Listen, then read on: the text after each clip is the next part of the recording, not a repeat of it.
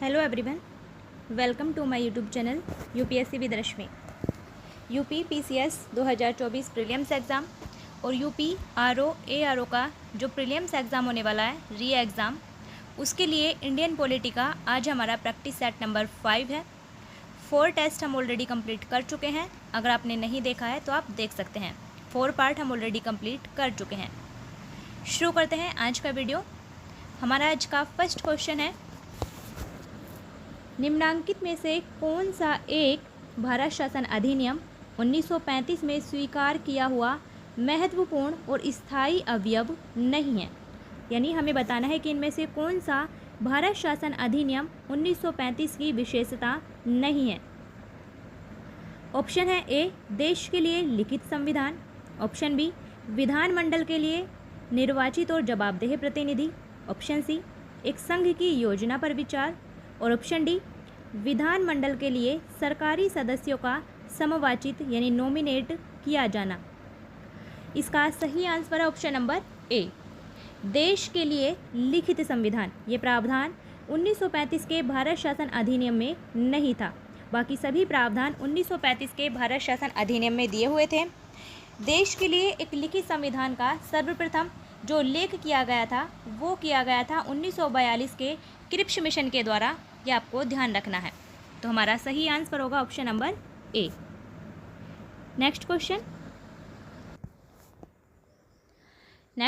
है, भारतीय संविधान के उद्घाटन अधिवेशन की अध्यक्षता की गई थी। ऑप्शन है ए, डॉक्टर राजेंद्र प्रसाद द्वारा। Option B, doctor Sachchidanand Sinha द्वारा। Option C, doctor Bhimrao Ambedkar द्वारा। और ऑप्शन डी, पंडित जवाहरलाल नेहरू द्वारा। इसका सही आंसर है option number B, doctor Sachchidanand Sinha द्वारा। भारतीय संविधान सभा का जो उद्घाटन अधिवेशन था 9 दिसंबर 1940 को जो भारतीय संविधान सभा की पहली बैठक हुई थी उसे ही कहा जाता है भारतीय संविधान सभा का उद्घाटन अधिवेशन। इसकी अध्यक्षता की गई थी अस्थायी अध्यक्ष डॉक्टर सच्चिदानंद सिन्हा के द्वारा। इसलिए इसका सही आंसर है option number B. Next question है, भारत की संविधान सभा की अंतिम बैठक की सही तिथि को बताइए। ऑप्शन है ए, 26 नवंबर 1949। ऑप्शन बी, 5 दिसंबर 1949। ऑप्शन सी, 24 जनवरी 1950। और ऑप्शन डी, 25 जनवरी 1950। तो भारतीय संविधान सभा की जो अंतिम बैठक हुई थी वो हुई थी 24 जनवरी 1950 को। यानी हमारा सही आंसर ऑप्शन नंबर सी, भारतीय संविधान सभा की अंतिम बैठक 24 जनवरी 1950 को हुई थी, जब संविधान सभा के जो सदस्य थे उन्होंने जब संविधान सभा के सदस्यों ने हस्ताक्षर किया था। तो हमारा सही आंसर होगा ऑप्शन नंबर सी, संविधान सभा की अंतिम बैठक हुई थी 24 जनवरी 1950 को। नेक्स्ट क्वेश्चन है, सूची 1 को सूची 2 से मिलाना है। एक तरफ है अनुच्छेद और दूसरी तरफ है उनसे संबंधित प्रावधान। ए है हमारा अनुच्छेद 323 ए। अनुच्छेद 323 ए में वर्णन मिलता है प्रशासनिक अधिकरण का, तो ए का है हमारा 2। बी है अनुच्छेद 324। अनुच्छेद 324 में वर्णन किया गया है निर्वाचन का, बी का है हमारा 1। सी है अनुच्छेद 330। अनुच्छेद 330 में वर्णन मिलता है लोकसभा के लिए अनुसूचित जाति और अनुसूचित जनजाति सदस्यों का आरक्षण, सी का है हमारा 4। और डी है अनुच्छेद 320। अनुच्छेद 320 में वर्णन किया गया है लोक सेवा आयोगों के कार्य का, डी का है हमारा 3। हमारा सही आंसर है 2, 1, 4, 3 यानी ऑप्शन नंबर सी हमारा सही आंसर है। आर्टिकल 323 ए प्रशासनिक अधिकरण का वर्णन है। आर्टिकल 324 में निर्वाचन आयोग का वर्णन है। आर्टिकल 330 में लोकसभा के लिए अनुसूचित जाति और अनुसूचित जनजाति सदस्यों के आरक्षण का प्रावधान है। और आर्टिकल 320 में लोक सेवा आयोगों के कार्य का वर्णन है। इसलिए हमारा सही आंसर है option number C. Next question है, भारत के संविधान के निर्माण में संविधान सभा को कितना समय लगा। ऑप्शन है ए, 2 वर्ष 11 माह 18 दिन। ऑप्शन बी, 2 वर्ष 7 माह 23 दिन। ऑप्शन सी, 3 वर्ष 4 माह 14 दिन। ऑप्शन डी, 3 वर्ष 11 माह 5 दिन। इसका सही आंसर है ऑप्शन नंबर ए, 2 वर्ष 11 माह 18 दिन। भारत के संविधान के निर्माण में संविधान सभा को 2 वर्ष 11 माह 18 दिन का समय लगा था। नेक्स्ट क्वेश्चन है, भारत के संविधान की चौथी अनुसूची विवेचित करती है। ऑप्शन है ए, राज्यसभा में स्थानों के आवंटन को। ऑप्शन बी, राजनीतिक दल बदल को। ऑप्शन सी, पंचायत व्यवस्था को। और ऑप्शन डी, भाषाओं को। इसका सही आंसर है ऑप्शन नंबर ए, राज्यसभा में स्थानों के आवंटन को। भारत के संविधान की चौथी अनुसूची में वर्णन किया गया है राज्यसभा में सीटों का बंटवारा, यानी राज्यसभा में स्थानों का आवंटन। इसलिए सही आंसर है option number A. Next question है, भारतीय संविधान को बनाने हेतु भारतीय संविधान सभा के कुल कितने अधिवेशन हुए थे? ऑप्शन है A, 7। Option B, 9। Option C, 12। Option D, 15। इसका सही आंसर ऑप्शन नंबर सी, 12। भारतीय संविधान को बनाने के लिए भारतीय संविधान सभा के कुल 12 अधिवेशन हुए थे। जब संविधान हमने अंगीकृत किया था, अंगीकृत, अधिनियमित और आत्मार्पित किया था 26 नवंबर 1949 को, तो वो संविधान का 11वां अधिवेशन था। उसके बाद 12वां अधिवेशन हुआ था 24 जनवरी 1950 को, जब संविधान पर संविधान सभा के सदस्यों के द्वारा हस्ताक्षर किए गए थे। और संविधान पर कुल 284 सदस्यों ने हस्ताक्षर किए थे, ये भी आपको ध्यान रखना है। नेक्स्ट क्वेश्चन है, निम्नलिखित में से कौन सा एक सही सुमेलित नहीं है? हमें बताना है कि इनमें से कौन सा गलत सुमेलित है। ऑप्शन है ए, मूल कर्तव्य। मूल कर्तव्यों का वर्णन किया गया है भारतीय संविधान के भाग 4 क में, तो ये बिल्कुल सही सुमेलित है। ऑप्शन बी, राज्य, यानी राज्य सरकारों का वर्णन मिलता है भारतीय संविधान के भाग 6 में, तो ये भी बिल्कुल सही सुमेलित है। ऑप्शन नंबर सी है, भारत का महान्यायवादी। भारत के महान्यायवादी का वर्णन किया गया है आर्टिकल 76 में, यानी संघ सरकार में, जिसका वर्णन मिलता है हमें भारत के संविधान के भाग 5 में, ना कि भाग 13 में। तो ये हमारा गलत सुमेलित है और हमें गलत ही बताना था, इसलिए इसका सही आंसर है ऑप्शन नंबर सी, भारत का महान्यायवादी भारतीय संविधान के भाग 5 का हिस्सा है, ना कि 13 का। ऑप्शन नंबर डी है, संघ और राज्यों के अधीन सेवाएं। संघ और राज्यों के अधीन सेवाओं का वर्णन किया गया है भारतीय संविधान के भाग 14 में, तो ये बिल्कुल सही सुमेलित है। नेक्स्ट क्वेश्चन है, सूची एक्स को सूची वाई से मिलाना है। ए है हमारा संविधान सभा के पहले उपाध्यक्ष। संविधान सभा के पहले उपाध्यक्ष थे H.C. मुखर्जी, यानी ए का है 4। बी है हमारा प्रारूप समिति के मूलतः एकमात्र कांग्रेसी सदस्य। प्रारूप समिति के मूलतः एकमात्र कांग्रेसी सदस्य थे डॉक्टर K.M. मुंशी। बी का है हमारा 3। सी है राजस्थान की रियासतों का प्रतिनिधित्व करने वाले संविधान सभा के सदस्य, वो थे V.T. कृष्णामाचारी, तो सी का है हमारा 1। और डी है संघ संविधान समिति के अध्यक्ष। संघ संविधान समिति के अध्यक्ष थे पंडित जवाहरलाल नेहरू, तो डी का है हमारा 2। हमारा सही आंसर है 4, 3, 1, 2, यानी ऑप्शन नंबर बी हमारा सही आंसर है।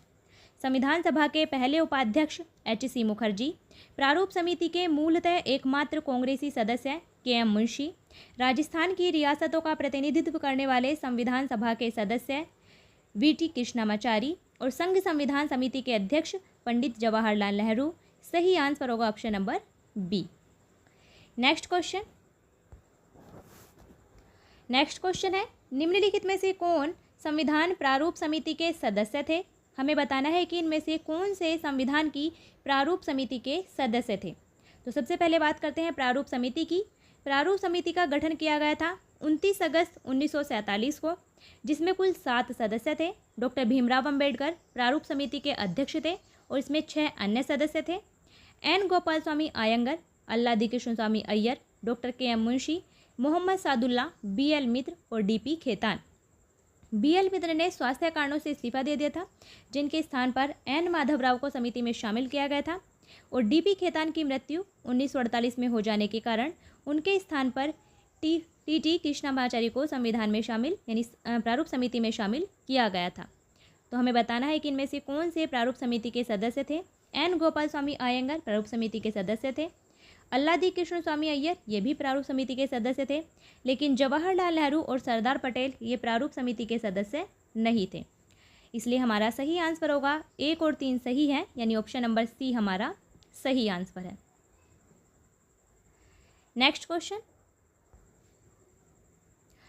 क्वेश्चन है भारतीय संविधान के निर्माण के समय संवैधानिक सलाहकार कौन थे। ऑप्शन है A doctor Bhimrao Ambedkar, option B doctor Rajendra Prasad, option C BN Rao और option D doctor KM Munshi. इसका सही answer option number C BN Rao. भारतीय संविधान के निर्माण के समय संवैधानिक सलाहकार थे BN राव यानी बेनेगल नरसिंह राव। नेक्स्ट क्वेश्चन है भारतीय संविधान की तीसरी अनुसूची यानी तृतीय अनुसूची में क्या उपबंधित है। तो भारतीय संविधान की जो तीसरी अनुसूची है उसमें शपथ का प्रावधान किया गया है, और किनके द्वारा ली जाने वाली शपथ है। नंबर 1 है संघ के मंत्री के लिए पद की शपथ का प्रारूप, बिल्कुल सही है। भारत के संविधान की तीसरी अनुसूची में संघ के मंत्री के लिए पद की शपथ का प्रारूप दिया गया है। नंबर 2 है उच्चतम न्यायालय के मुख्य न्यायाधीश द्वारा ली जाने वाली शपथ का प्रारूप, ये भी तीसरी अनुसूची में वर्णित है। नंबर 3 है भारत के राष्ट्रपति के लिए पद की शपथ का प्रारूप, ये तीसरी अनुसूची में वर्णित नहीं है। भारत के राष्ट्रपति के द्वारा जो शपथ ली जाती है वो आर्टिकल 60 के तहत ली जाती है, ना कि तीसरी अनुसूची के तहत, तो ये तीसरी अनुसूची में वर्णित नहीं है। और नंबर 4 है संसद के सदस्य द्वारा ली जाने वाली शपथ का प्रारूप, ये भी तीसरी अनुसूची में वर्णित है। तो हमारा सही आंसर होगा 1, 2 और 4 भारतीय संविधान की तीसरी अनुसूची में वर्णित है, यानी ऑप्शन नंबर सी हमारा सही आंसर है। नेक्स्ट क्वेश्चन है सूची 1 को सूची 2 से मिलाना है। एक तरफ है अनुच्छेद और दूसरी तरफ है उनसे संबंधित प्रावधान। ए है संवैधानिक संशोधन।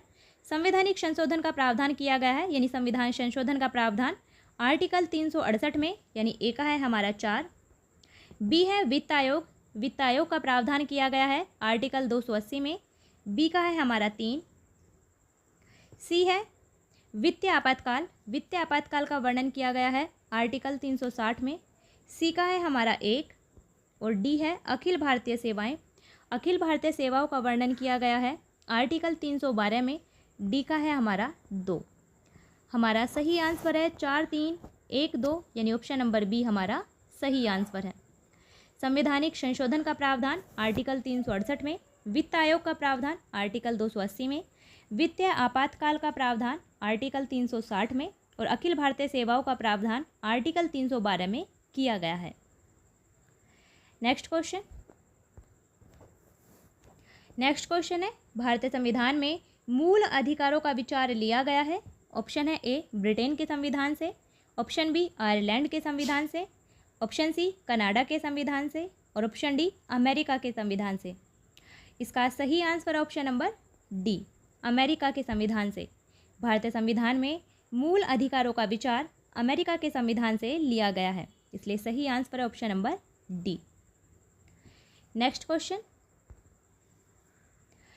क्वेश्चन है सूची 1 को सूची 2 से मिलाना है। एक तरफ है भारतीय संविधान के भाग और दूसरी तरफ है उनसे संबंधित प्रावधान। ए है मौलिक अधिकार। मौलिक अधिकार का वर्णन किया गया है भारतीय संविधान के भाग 3 में, तो ए का है हमारा 2। बी है मौलिक कर्तव्य।